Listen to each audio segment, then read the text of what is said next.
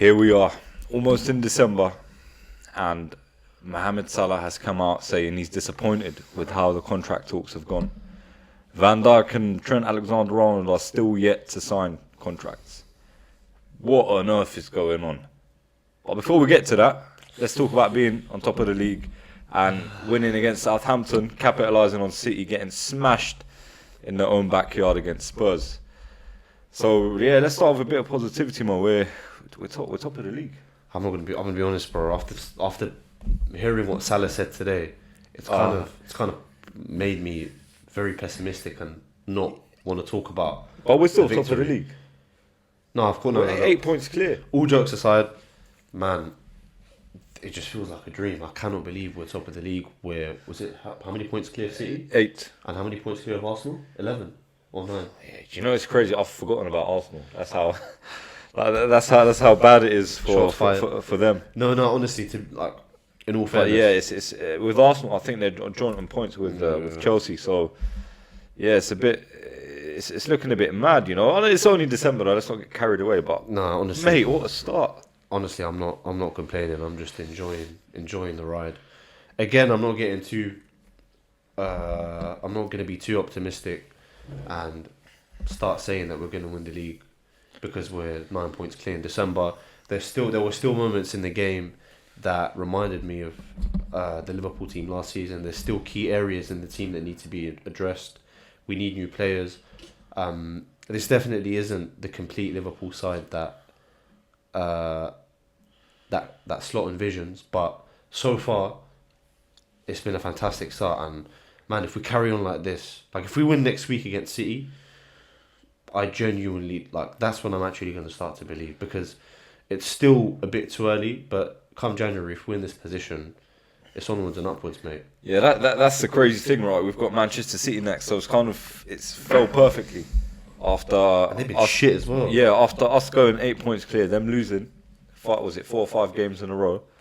Like, it's a perfect chance to really set that. How do I say it? Make that gap bigger and just set the road pretty clear to go on and win. But like I said last time, that's the only way to win a title against City, is blowing them away by December. But they can easily go 19 games in a row, bro. That's yeah, the thing but if you've got a decent enough gap yeah, between you and them, you can run away with it. But that's the thing, you need to put that gap early on in the season, because if you don't, and it's going to be a toe-to-toe thing, you'll just end up losing. But yeah, like, you know, we went to Southampton, and then it was a typical after the international break sort of game. It was terrible. Us being disjointed, jet lag. I think we underestimated them as well. A little bit, but I think we're always like that after international break. It's just typical, isn't it? Bro, all the time. Honestly, like, just from after 10 minutes were played in that game, I just had a feeling it was going to be one of those games, because we weren't clicking. They had several good moments in the game. Yeah. I think before we scored, they had an opportunity to score and be ahead. But, I mean, look, title-winning teams are not always teams that perform week in, week out. Sometimes you have to grind out results. Maybe that was the case. But I think it was, like, if you look at Van Dijk and Konate specifically, what did you think? I think their performance was shocking. Yeah, that's the thing. Shit, Van Dijk was a bit off it. Konate was, the whole midfield was really, except Szoboszlai had a good game. And yeah, it was your typical after the international break game away at Southampton. So I think it was always going to be like that. We cost ourselves goals. Like, we made stupid mistakes. Yeah, especially the first one. Yeah, especially the first goal, and it wasn't even a penalty. It was outside the box. So maybe the referees felt sad that about David Coote. What happened to him? They wanted to get back. They wanted to get back at us and just give a penalty. That was not a penalty. Have you seen that meme on Instagram about Coote? No, what did it say? It was, I sent it to you about. Yeah. It was a video about the VAR. It was just a video of someone in the VAR room communicating with the ref, and then in the background all you hear is. Yeah, exactly. So a penalty wasn't a penalty, and then we scored first. Dominic Szoboszlai it was a really good finish actually with his left foot. I was happy to see him perform, man. Yeah, like, just like, because he's got the energy, he's got the talent. He just needed the output, and to get some stats on the board, goals and assists. So yeah, he did that, and then Yeah, we go into. When did they score in the second half on the counter attack? Yeah, that was a good goal. To be fair, that was a really good goal by the like. Yeah. You can't, not give them credit. That was a really good play by them, and we just got caught on the counter. Yeah. So fair play to Southampton. It was a good goal. Exactly, 2-1 down. It was windy. It was like there was a storm. Was it called Storm Bert or something? Yeah. It was windy, I rainy. thought It was we like, were gonna oh lose. shit, Yeah, I thought we were gonna here we lose. go again. But then, who turns it around? The Egyptian king. The one who we're not giving a contract to. That's who turned it I around. cannot believe what he said. I can't believe he said that. I want to talk about the football and how great Mo Salah is. He won us the game. Absolutely brilliant. He should have had a hat trick. We go top of the league, and then now, what is it? Today actually, day after. It's a Monday. You can still see I'm visibly angry. He comes out and say, "I'm disappointed." How could one of the greatest players in Liverpool FC's history come out and say that? What does that tell you about the ownership and the structure? When all these Michael Edwards came back, Junior Ward, this whole new structure things, we were buzzing. We were saying, you know what, this is it. That everything's back in place now. It was a bit shambolic. York schmacked the last season, and everything became a bit disjointed with the whole structure. Now that the structure was in place, we're like, yeah, that's it. We're back. They haven't done jack shit. They've done. Do you know what's more concerning? Nothing. Absolutely nothing. Do you know what's more concerning? And in the summer, who did they buy? Chiesa, who's not even playing. Yeah, he's injured, I think. What have they been doing? Listen, What have they been doing? Let's put the transfer strategy From Michael Edwards to Richard Hughes. Honestly, what have they been doing? Let's put their transfer strategy and what happened in the transfer window aside and just talk about Salah specifically. Yeah, but there's not even a strategy from what I could see. yeah, but like just for Salah to come out himself and say that, because the guy is such a professional athlete, and he's not just professional on the pitch, it's the way he conducts himself off the pitch. So for him to come out and say that and be as direct as he was, when he answered the journalist, that was the part that was most concerning for me, because he never really discloses any information about his contractual situation with the club. Yeah. But for him to say he's disappointed, and he knew he's not stupid. He knew that was going to get sent everywhere, and it was going to be the most spoken about thing in sport this week. Yeah. He's sending a message. I think it's one of two things, man. Because I think the ownership, or Edwards is looking at it like this. If we give him a new contract, he's going to want more money, and he's already one of the highest paid players in the league. So, are we going to give him more money? They're probably, from a business point of view, they're going to say obviously not. But on the pitch, bruv, give him what he wants, bruv. You don't. He's generational. Give him what he wants. If he actually leaves this year, you know what? If we win the league and he leaves, I don't know. Would you be upset if we win the league? Yeah, because it shows that Arne Slot done a good job. But look, if he wins us the league and they don't give him a contract, they can fuck off. A lot of them. do you know what it is? Look, if we win the league, that's an amazing achievement for Arne Slot, and I know we're in good hands. But what I'd be worried about is the strategy going forward in terms of transfers, contract renewals, and everything, because it just shows what is their priority? What are they trying to do? Why do you think they're longing it out with Salah? I don't know. Look, he has to be one of the highest paid players in the Premier League, right? 350, I think, or 350 a week. No, and he wants to be one of the highest, if not the highest. Okay, I don't know if that's the case, but it obviously seems like it, because it's taken so long, and the fact that there's this sort of policy or structure, whatever the hell you want to call it. You have to break it. With FSG about certain players getting old and this, that, and the other. Okay, but there's exceptions. When you have an athlete like Mo Salah, he's in the best shape of his life. He could go on like that for 2 years. Find me a winger that will get you the goals and assists and have the impact that Salah does, even now. You won't find that, bro. If you want to find that, you have to spend 100 million. So what's the point? Just keep him. It's not just that, bro. It's just I don't understand.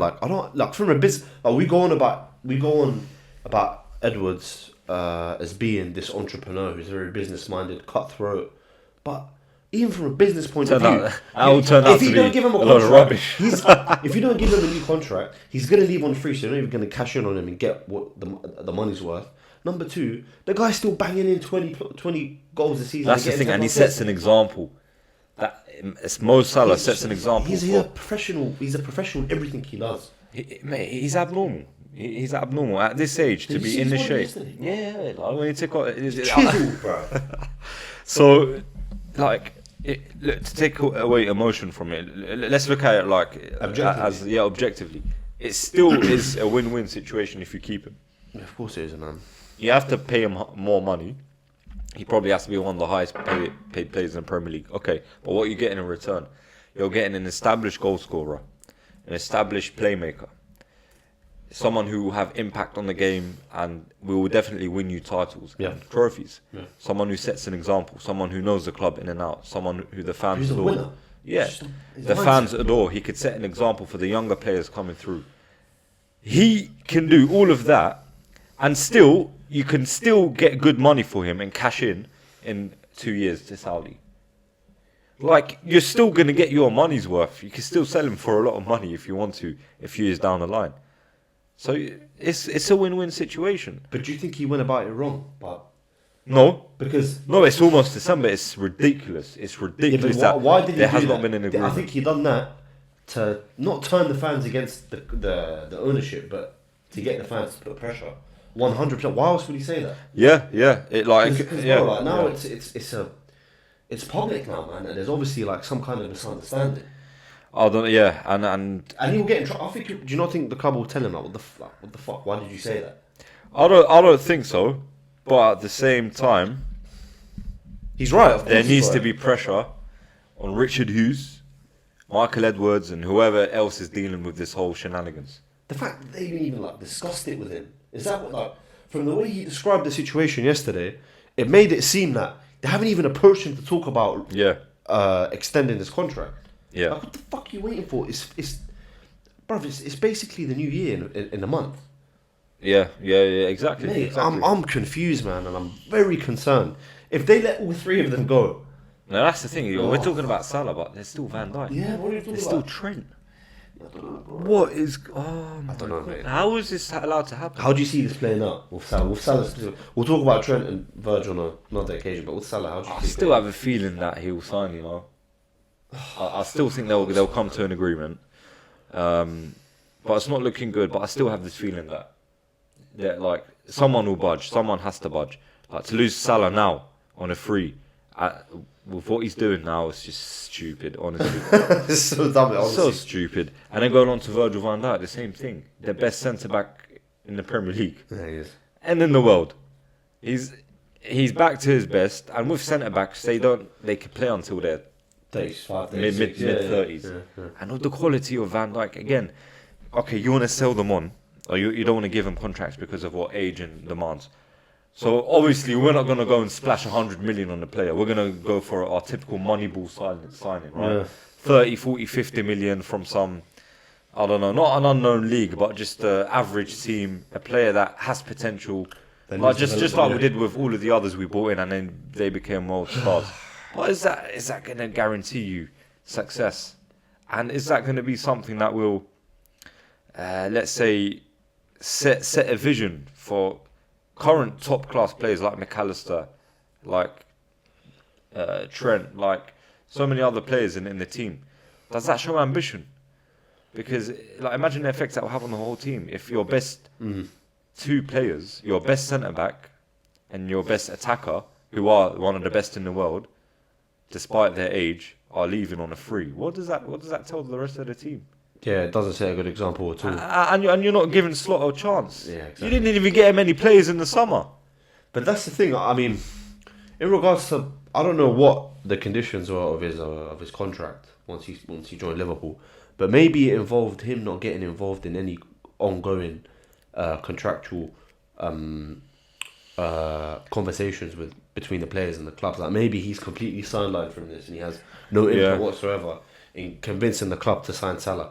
But I'm sure, regardless of that, I'm sure Arne Slot's opinion is important to the club, to the board, right? Yeah. Like, if you were to ask Arne Slot today, do we extend his contract? Yes or no? Of course he's gonna say yes. Yeah. We need Mohamed Salah, bro. all right, cool. Maybe in games, he's not the quickest. He's not as quick as he used to be. He doesn't shoot as well as he used to shoot. But what separates this guy is the fact that he adapts to his strengths. Yeah. He knows he's not the fastest anymore, but he's still so technically sound that it makes up for him not having the pace. And he's guaranteed to score you 20 goals a season. Yeah. Guaranteed. Bro, this players like that win you leagues, man. Yeah, yeah. He's a difference maker. And if they actually let him go, it will be a fatal mistake. Yeah. And the fans will start making it known. Yeah, exactly. If this doesn't get addressed, there'll be protests. There'll be. Bruv, he's one of the greatest Liverpool players. Mohamed Salah's top 3. In my opinion, who is it? Okay, Dalglish. Yeah. Dalglish, Ian Rush, Salah. Okay, or Dalglish, Gerrard. Greatest Liverpool players. Dalglish, Gerrard, Salah. Mohamed Salah's up there. Or if not top 3, top 5. But he's a GOAT of this football club, and he's going to be treated this way and not given what he wants. Yeah. And it's not like he's being he's not being a moody bitch about it. He's still performing week in, week out. He's very professional, but he said what he said yesterday because he's genuinely frustrated and he expects better treatment from the club, man. Yeah. They Exactly. have to sort this out, bro. It has to be sorted out before the new year. Otherwise, I don't know about the new year, but they have to sort out this. I don't know when. no, it has to be before the new year. Otherwise, it's done. It's done. How you can't agree in the last 6 months? You'll start talking to other clubs, Oh, bro. and so will Trent, and so will Virgil van Dijk. Now, Do you think Michael Edwards has lost his head, bro? He's not the same Michael Edwards of 6 years ago. I don't know what's going on. I genuinely don't know what's going on. They hadn't signed any players in the summer, and they can't even wrap up 3 deals. Which, okay, they might be a bit complicated because they're going to ask for more money and whatnot. But come on, you're a Liverpool Football Club, man. Do you think he's got You're a too much Liverpool power, Football bro? Club. I think. Do you know what I think? FSG. Mate, we were sick. Like we were so happy when he came. Look at us now, mate. Yeah, but bro, we looked at it, bro. We're flip flopping, mate. But before this scandal, his track record at the club was perfect, man. He was adored because of what he done. The philosophy, the strategy for signing players. So obviously we were gonna want him back. But now looking at it, bro, you have to ask questions. Like you said, we didn't sign anyone in the summer. Now this contract situation is with our 3 best players. Like, what's going on? Yeah, exactly. The only thing they got right was Arnie Slot. Like, up until now, he's been amazing. So that's the only thing they got right. But anyway, Madrid midweek. We'll move on from the contract talk. Quickly look at Madrid. We've pretty much secured the qualification in the Champions League. We're top. Yeah. We're top of the table. We pretty much secured qualification, and then we've got the big game against Manchester City next week. So I think that's it. Let us know what you think of the contract situation, and make sure you subscribe and like the video. Should we be getting anxiety and worrying about what's going on? Let us know.